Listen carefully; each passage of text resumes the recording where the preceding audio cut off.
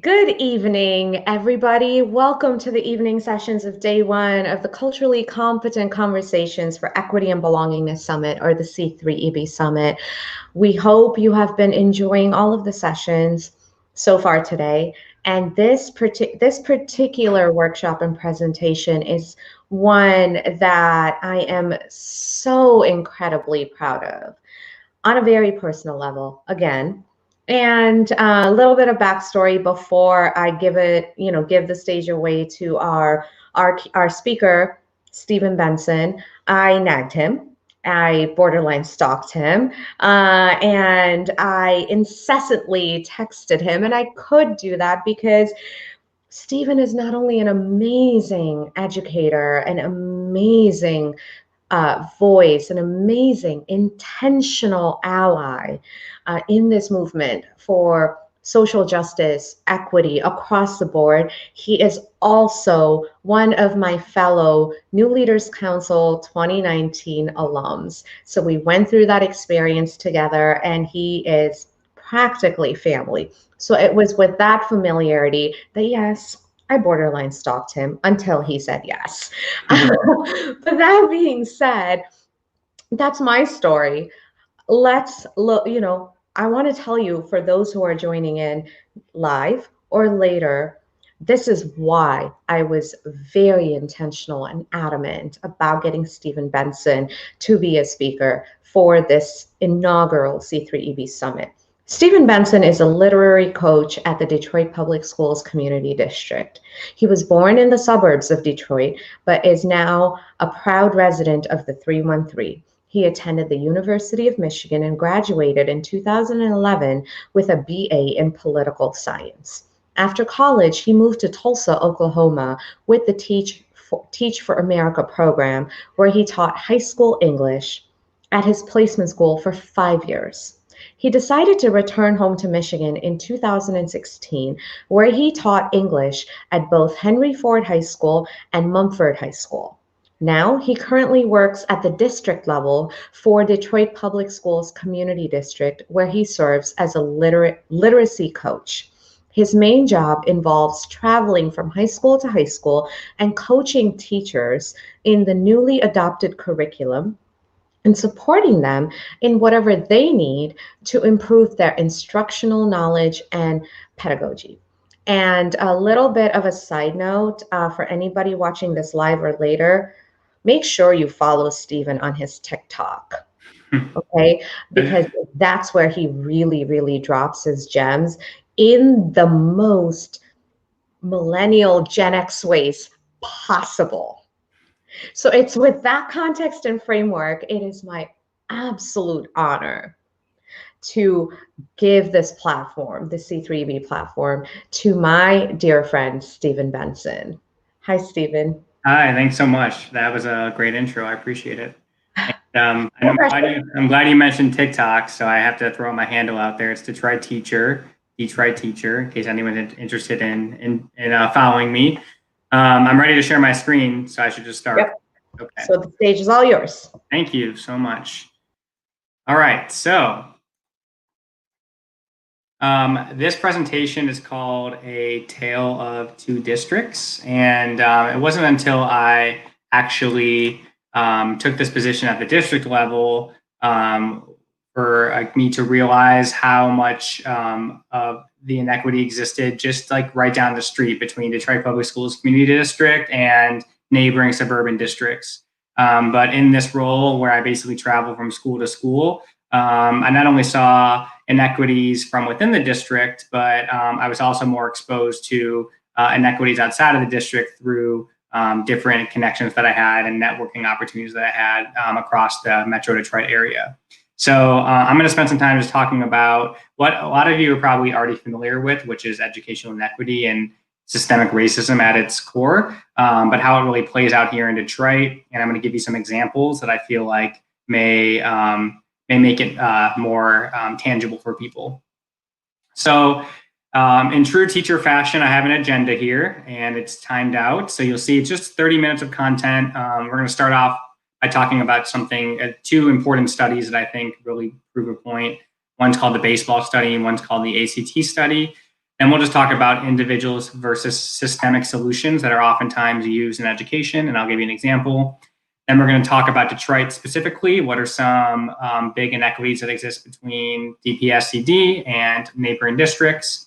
And then close out with solutions, which really just involve all hands on deck.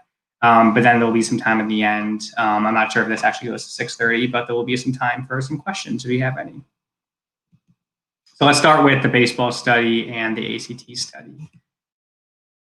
So without going into too much detail, there's been a lot of researchers who have tried to figure out over the years, like, what is at the root of why students have difficulty in comprehending different texts.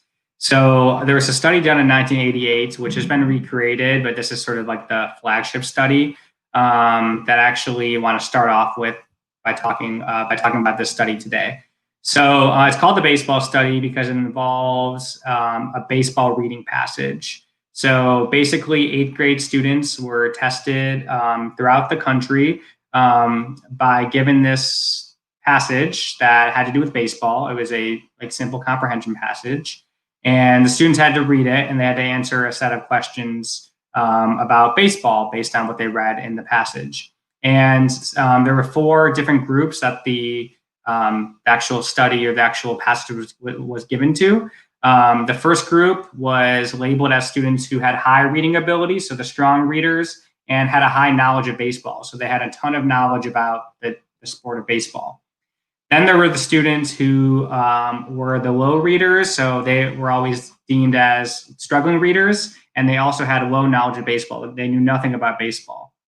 Then there were students in between. So there were the students who had high reading ability. They were pretty strong readers, but they had very little knowledge of baseball.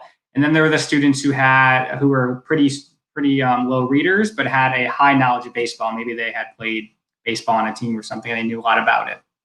So in the study, like, oftentimes people would predict like which group would score the highest on a basic comprehension test about baseball. And some of the results are not shocking, but some of the results are actually very shocking. So in terms of performance, the students that performed the best were actually the students that were the highest readers, but also had a high knowledge of baseball. That was to be expected. Like, if you're a good reader and you know a lot about the topic that you're reading about, you're going to perform well on the comprehension test. Then on the far end, the students who performed the worst were actually the students who were the lowest readers and had the lowest knowledge in baseball. That's also to be expected, because if you're a struggling reader and you don't have a lot of knowledge on the topic, you're not going to probably perform well on a comprehension test of that passage. But what was shocking was even the students who were high readers, like that were the stronger readers, actually performed lower than the students who were struggling readers but had a higher knowledge of baseball. So this study shows that it has little to do with how strong of a reader you are in terms of like how well you perform on an assessment compared to your knowledge of the topic. So students who know a lot about what they're reading about can navigate through the text and still do well on it and perform high, even if they don't have the strong quote unquote reading skills that a lot of educators try to instill in students' brains at a young age. So just remember from this study that background knowledge is actually more important than reading ability to do well on a reading assessment. Now, the other study that complements this study that I want to talk about quickly is the ACT study. I'm sure a lot of us took the ACT when we were in high school. Now in Michigan and most states, it's the SAT that students take. They get a free SAT test during the school day in the spring. But this was conducted on the ACT, but the results can be drawn over to the SAT as well. They're very similar. So they were trying to figure out like why do students perform differently on the ACT? Like what is it about the questions maybe that makes some students do really well and some students do not as well? So they wanted to like break out the questions into different categories to analyze if there was a performance difference based on the type of question. So the first thing they looked at in the ACT was they separated the questions into 2 categories. The first was the literal questions, so the questions that for the reading passage, the students can find the answer that literally, like they're right in the text, and then the inferential questions that required students to make inferences that maybe like weren't found directly in the text. And they separated those questions out, and they looked to see if there was a difference in performance based on those categories.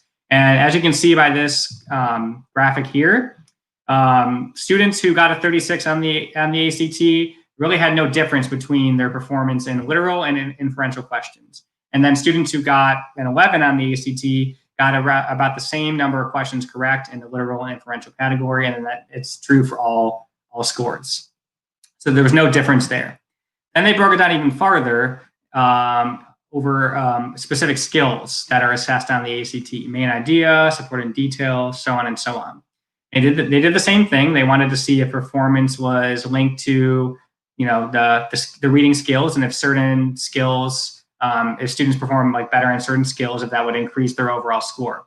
You can see here that, just like in the last graphic, students who received a 36 on the ACT basically got all the questions right across all these skills. There was no difference in terms of their performance. And then same with the low end of the scale at 11, and then in the middle as well, the benchmark, which is 21.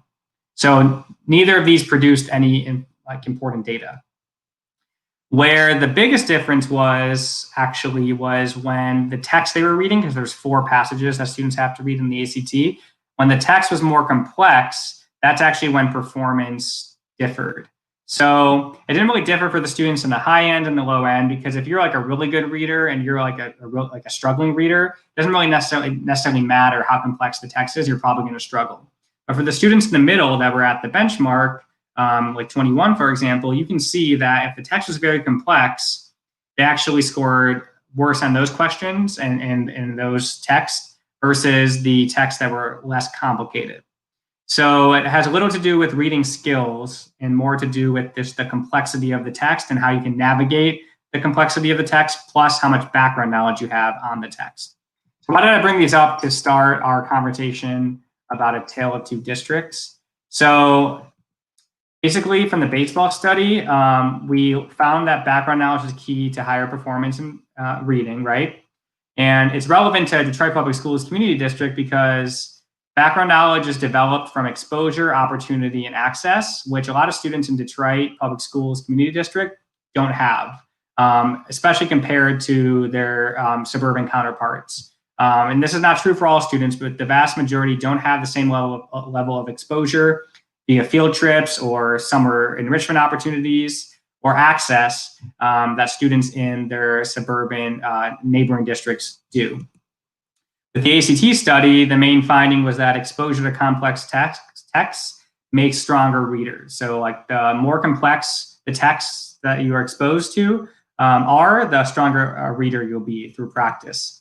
And this is relevant to DPSED because complex texts don't often live in Detroit classrooms, not just English classrooms, but really all classrooms, because there's this pervasive misconception that because a lot of the students in Detroit Public Schools are below grade level in terms of reading, they can't handle more complex texts. So the theory is, let's reduce the rigor of the text. Let's give students a 5th grade text in the 10th grade and help them with the reading skills so they can improve, when in reality, all the research shows that you need to keep the text at the complexity that it should be at for students to actually learn and improve. So ultimately, these are both systemic inequities that won't be solved with individual solutions. And oftentimes, I feel like in Detroit Public Schools Community District, and that's changing with our new administration and with me and district staff. No, I'm just kidding. But that is changing with the new administration. But a lot that we're not as focused as much now on individual solutions to systemic inequities as we used to be. But a big challenge in low-income urban districts is people try to implement these solutions that are good and may put a Band-Aid on the problem, but they don't actually address the root of the issue and tackle the system-wide problem. Let's talk about those individual versus systemic solutions. So I want to give you an example of a time when we implemented an individual solution to a problem that was very systemic. So DPS, like the problem that we talked about a second ago that I'll just reiterate here is DPSED students are not exposed to complex text and do not receive ample opportunities to build background knowledge. So we've done a lot of things to try to tackle this, but I want to give you one solution that we've done that we thought in theory would attack the problem, but it actually didn't, and I'll show you why. So the solution we implemented was we added a PSAT SAT test prep course for 10th and 11th graders in every DPSED high school. Last year was the first year we implemented this course. And the theory behind that was, like, if you think about like why students are able to improve constantly on the SAT or the ACT, I think about my own experience growing up in the suburbs, I was able to afford a private tutor. I didn't get one of those fancy tutors that were like, individualized to me, but I could afford an SAT prep class that a lot of the students in DPSED can't afford. So they don't necessarily get the individualized instruction, or they don't get enough time to pay attention or focus on the ACT or SAT as much as students in neighboring districts do. So this is our way to try to expose kids to that test prep and level the playing field in any way that we knew how. So that was a solution that we implemented. I don't think that anyone magically thought that this would fix all of the issues regarding like low SAT performance in the district, but this was the individual solution that was implemented. Now, what ended up happening, where there were a lot of problems that prevented this solution prevented it from actually working and supporting all students and improving their scores. So one unintended consequence, or something that wasn't thought about, was because we have a teacher shortage in the district, and we've had that for years, and because schools are overcrowded, basically we weren't able to offer the number of sections that we'd want to offer to give every student an access to this course. So because like teachers, there's a teacher shortage, we couldn't have multiple sections of the course offered because teachers need a prep, they need lunch, they can't overwork teachers. So we basically were only able to offer the class in each school to the students who were right in the bubble, the students who were almost at proficiency in the SAT, which was good for them, but ultimately created more of an inequity in the schools because the students who probably needed the most support weren't getting it because teachers or schools had to be strategic about which kids would be enrolled in the class. Another problem that we didn't think about was lack of teacher training on SAT support. Just because you're an English teacher and just because you took the SAT as a student when you were in high school doesn't mean that you have the skills to actually like teach students how to master the SAT. And because of this, like teachers were teaching 5 other sections of maybe general on grade level English and 1 section of SAT prep class. They deprioritized planning for that course because like it's human nature. They didn't really know what they were doing, a lot of them. And so it made more sense to focus their attention in their other classes. And so there wasn't a lot of planning put into the course. Also, because there was 35 kids in the class, like this test prep class didn't mirror the fancy Kaplan and Princeton Review test prep classes that really like differentiate and meet the individual needs of students. So it was basically just like a whole class instruction for 35 students. And we know that's not effective because every kid has different needs. And at the root of it, like this, actually the biggest problem that our solution didn't fix or address was the SAT in general is biased, and the College Board benefits from a capitalistic, white supremacist-based system where the test itself focuses on certain situations that certain groups of students have more exposure to, whereas other students don't. And so there's been a lot of research out there. I encourage you all to Google, like, all the, and learn more about all the biases related to the College Board and the SAT. But we had good intentions. We implemented an SAT test prep course, and it helped for some students, and the intent was there. But because of all these like systemic barriers that we didn't factor in, like our solution was never going to actually address the root of the problem, which was how can we get all of our students to perform better on the SAT, which I don't think anyone in the district believes that every student should go to college. That's a personal choice, but we do believe that every student should have the opportunity to go to college. And we know all the reasons why college has historically been denied to our students and the access to the opportunity to go to college. And that can be a whole separate topic. But this was our attempt, our well-meaning attempt that that fell short. So in summation, we can't focus on the micro if we want to solve the macro, right? So some other examples of how this inequity really plays out in Detroit Public Schools Community District versus other districts live in a few other major examples. So the first is in our facilities. This is a lot of text to read, so like don't worry about reading all of the details, but basically with our new superintendent who came in 2 years ago, like he was fully aware that the buildings in the district, many of the schools were like far from where they should be in terms of meeting like strong learning environments, and they were deficient or failing in terms of physical conditions. So they conducted like a facilities audit where they hired a contractor or consultant essentially to come in and like assess how the state of buildings. And at the time, nearly 25% of district buildings were currently deficient or failing at the time of the audit.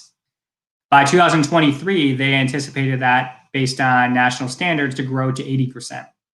So by 2023, 80% of our schools are going to fall below national standards in terms of like building maintenance and the physical conditions of the school. So in 2018, that means with the 25% of schools, when this was conducted, it would cost $526 million to put in renovations into the schools that needed them in 2018, the 25% of schools. But because that would grow in 2023 to 80% of schools, that number would grow to 1.5 billion. So it would actually cost $1.5 billion to make the schools just like livable or like functional. And you'll see all the things here that goes into that: heating and cooling, building exterior, building interior, additional systems, site, parking lot, stuff like that.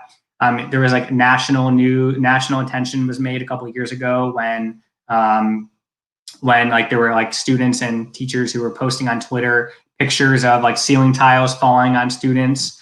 And so like Detroit has not been given a good reputation in terms of building management.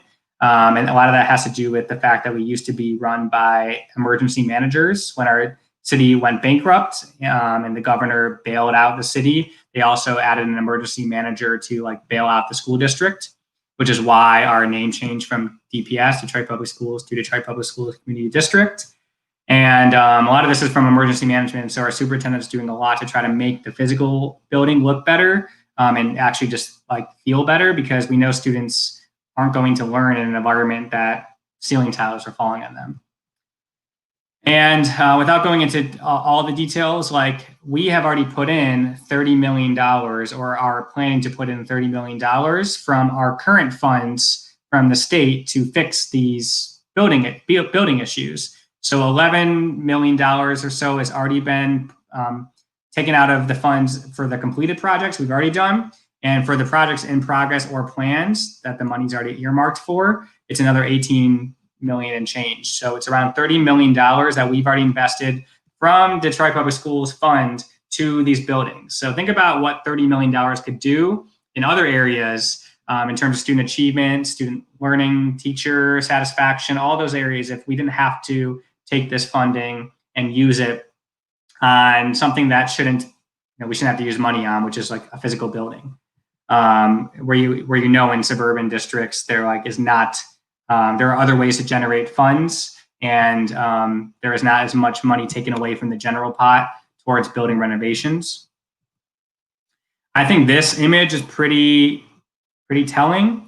So if you aren't from Michigan, you probably don't have context about all the different districts that are listed here, but just know that these are like the 20 surrounding districts to Detroit Public Schools Community District. One of them is the school district that I went to school in, Bloomfield Hills area, West Bloomfield. Like I went to school as a high school student. And without going into all the details about how schools receive funding, I'm sure most of the people in the session know that a big portion of the funds come from the state, and it's based on per pupil spending. So schools have something called a count day, where basically someday, like in the first quarter, is the official count day, where like schools report how many students were present, and schools get funding based on the amount of students that are enrolled in the school. In Detroit, that's a problem because We know that absenteeism is an issue, and students are transient between schools a lot. So the number that the count that is counted on count day is not always accurate. But basically, DPSED receives $8,142 per pupil, which is $1,434 less per pupil compared to the 20 key surrounding districts. And a lot of that is rooted in property tax because this money is really generated from property tax. So that's a lot of money, like $1,434 less per student compared to the 20 surrounding districts. That's also intensified when numbers are underreported because, for example, if students don't show up on count day for whatever reason, let's say the school had 200 students reported, but actually 350 students are actually enrolled in the school, but 150 weren't there for count day.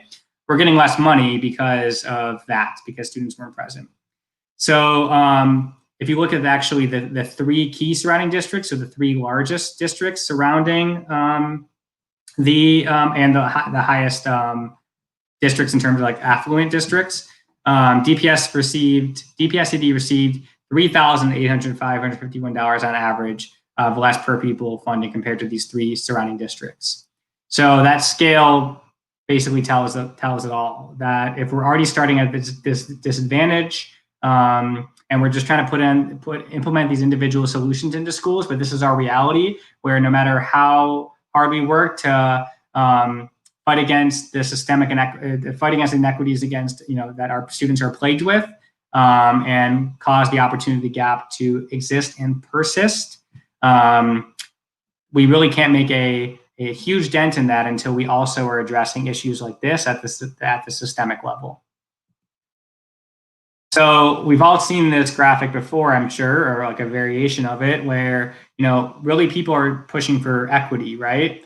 That's the end goal. So that like it's not about getting the same; it's getting what you deserve. And this image shows that because the people in this picture are given boxes based on like the height of the boxes based on what they need, so that the shortest person can actually see the baseball game, whereas the person who is the tallest doesn't actually need a box because they can see it already. That's the end goal, right? But DPSED is way over here. We're not even at equality yet. So it's like hard for us to push for equity, like and suggest like, from the state, here's what we need based on years and years and years of mismanagement, emergency management, systemic racism, structural inequality. It's hard for us to advocate for what we actually need when we don't even get equal to other districts right now. So I've learned a lot about this just through my work in the schools, and I see it firsthand every single day, where like these inequities are played out at the building level, but they're reinforced by what's happening at the district, local, state, and national level. So that brings me to the solutions, and I wish I had a more catchy title than this, that all hands on deck, but that's all I can think of. So if we have these problems that exist, and I'll go back to my original example of the problem in DPSED, the students not being exposed to complex text, and we generate these solutions that are well-meaning and maybe help a little bit, but we have all these other like systemic barriers at play, we know that we're never going to get to the solutions that we want. So I'm not advocating for, and I would never advocate for, total control or total autonomy being taken away from the individual actor. Like, I think we should still do these things, where schools should still be generating these solutions and trying to help as much as they can the students in the moment. Then maybe we can actually create proof points of like, even amongst all these systemic barriers, we were still able to achieve these outcomes. Imagine what would happen if we didn't have to worry about these four squares on the outside. But while that's happening, we also know that the systemic actors, so the people that have more like control over the system at large, need to also play their part. So that means the school board, or for the first time ever in DPSED, we have an elected school board, a new elected school board that turned over when we switched over from bankruptcy. City of Detroit is also an actor in this. MDE, Michigan Department of Education, and of course the U.S. Department of Education also plays a role, which is a scary thought when we know who's in charge right now, who's a Michigan product, and so we don't claim her though.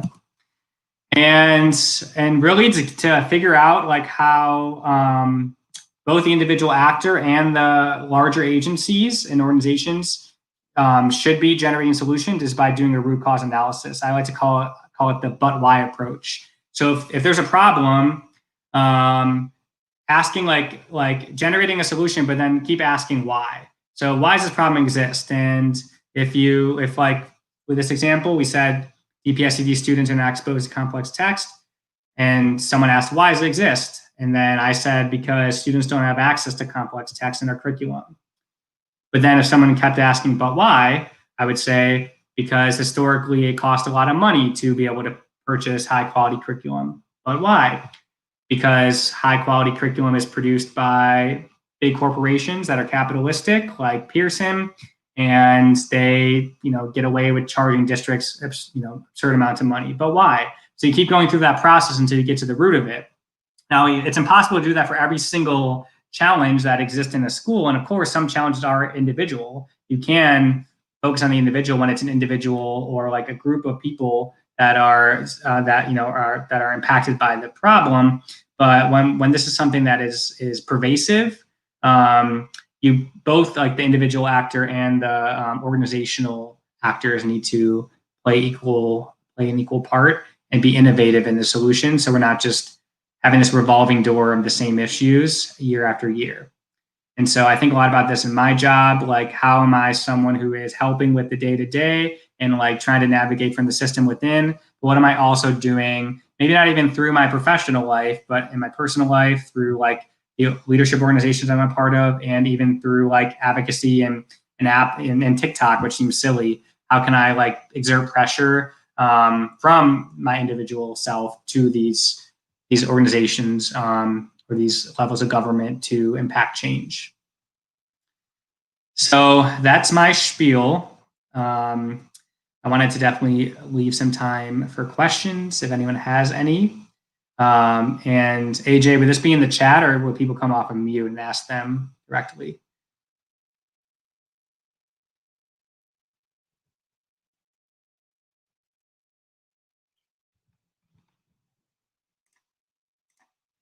I think you're on mute, AJ. I can't hear you.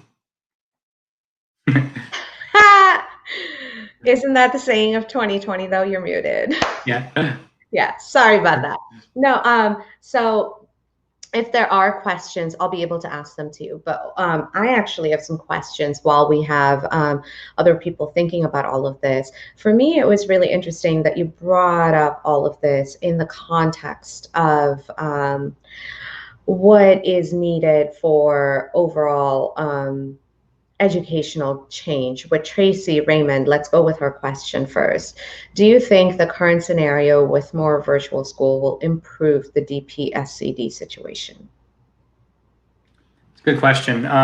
So one thing that's actually, I guess, unintended benefit. I don't even want to call it a benefit because everything related to COVID is disastrous and awful, but it really has shed light into educational inequities in a way that a lot of people in our circle probably were aware of before, but the general population, especially people in like affluent districts, weren't aware of. And like that's from the digital divide, right? The technological divide. And so through COVID, and we're, students were forced to engage virtually in instruction for all of spring, and some are, continuing into the fall, that like if you don't have a computer at home or don't have the same access, internet access, like you're at a huge disadvantage. So through that, actually in DPSCD, a lot of the local philanthropic like funders were able to come together, and I believe it was like $24 million. They generated $24 million worth of funds and gave it to DPSCD so that every student could actually have a laptop. So we were able to purchase laptops for 50,000 plus students that are being deployed as we speak. And hopefully every student will have one before day one of instruction. And it comes with a built-in like Wi-Fi hotspot. So in case the household doesn't have Wi-Fi, the computer itself does.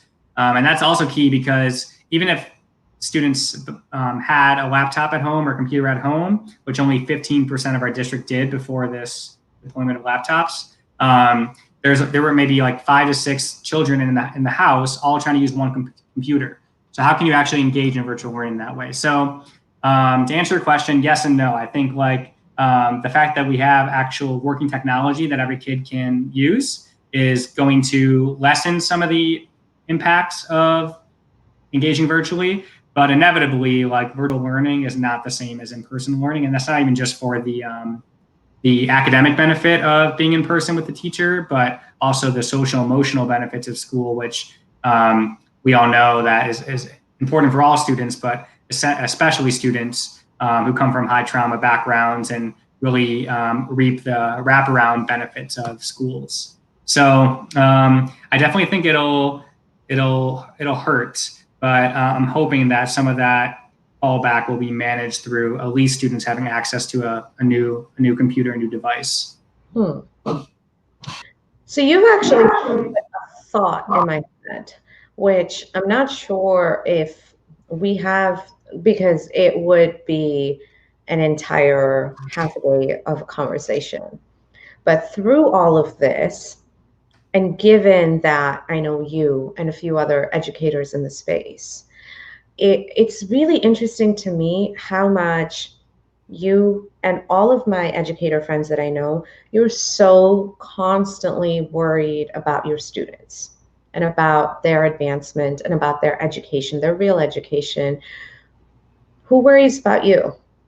That's a good point, because I like very much, we were talking, you opened up by mentioning like one of the reasons why you asked me to do this is just because my intentionality around being an ally, right? And being aware of my own biases and mindsets as a white male in spaces where pretty much everyone else is not white, and all of the privileges that come with my identity. And so like, that being said, if we think about the stages of like racial identity formation, like I definitely the first couple of years in my educational journey was like in the stage of like white guilt, where like I didn't even feel like I even had the right to say like, oh, I'm so tired, or I feel mistreated, because like, that was my way of just pushing back against the system. That's all I knew how to, like, what to do at that point. And like my needs were deprioritized because I needed to focus on groups of people that have been historically marginalized since the start of our nation and before that. But now that I'm like, more developed in my own mindsets, and like I'm aware of like my own biases, and I'm farther along in my own racial journey, I still advocate for my students wholeheartedly and realize that I still have a ton of privilege, and I want to use my privilege for good in any way that I can without speaking for people, but speaking like alongside them and advocating with them. I also realize that like I need to be my best self to do that too, and that is just the nature of the beast of any educator. Anyone in education has to prioritize their well-being if they want to advocate for the educational benefits of their students, but also this other layer of like social justice is exhausting. And so if I'm not my best self, then it's all for naught. So who takes care of me? Really no one, but I'm more intentional now of like my own needs. And even though like there are weeks, including this week, hence why I like gave you the PowerPoint for this way too late, that I that I'm not prioritizing my like social emotional well-being or like work-life balance. But then there are other weeks where I force myself to, because I know that if I need to keep advocating for students for the rest of my life, I need to take care of myself too. Yeah. So I think the idea that you gave me as we wrap up is that one of the things that is coming out of this summit is we are definitely going to have conversations on taking care of our teachers and our educators, because it's obvious that you are focused on our kids. And it's obvious that you pour your financial, emotional, and when I say you, I mean teachers, educators, you pour so much of your being into the well-being of your kids. They're not our kids anymore. They're your kids. They're all of the educators' kids. And how are we repaying that? How are we taking care of you? What we are doing as a society is expecting you to stand in the face of death and become babysitters, which I know I'm oversimplifying things, but that is one stark example of it. So thank you so much for this presentation. You and I are definitely going to talk, because you are definitely going to be a part of that conversation as well, on what is it that we need to do as a community to take care of our educators. Not just to take care of the current educators, but also to show aspiring educators and future educators that this is not a thankless job. We need you to step up, and we need you to be the best educator that you can be, and you can count on us for support. Right now, all of you as educators, you don't have that. So what do we need to do to bridge that gap so that you know that we appreciate you? Thank you so much. I appreciate the opportunity, and for everyone listening, thanks for listening. For the educators on here, you're my hero too. Thank you for all you do, and we're in this together. Appreciate it. Yep, and I promise you, anything that I can do in my power on your behalf as an educator, and any other educator's behalf, don't hesitate to reach out to me.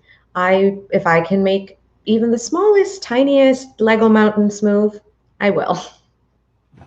Thanks. Yeah. Thank you so much, Steven. I really appreciate it. And I'm going to text you soon so we can debrief on this and move forward. Sounds good. All right. And thank you to all of our listeners. And of course, thank you to our sponsors and partners who have made this session and this entire summit possible, especially Essential IT, Defy the Status Quo Marketing, Zanzibar Enterprises, the Nielsen Company, and AJ Rao LLC. Thank you for participating in this presentation. On behalf of the C3EB Summit, we'll see you in the next session, which starts in about, a minute. So talk to you all soon.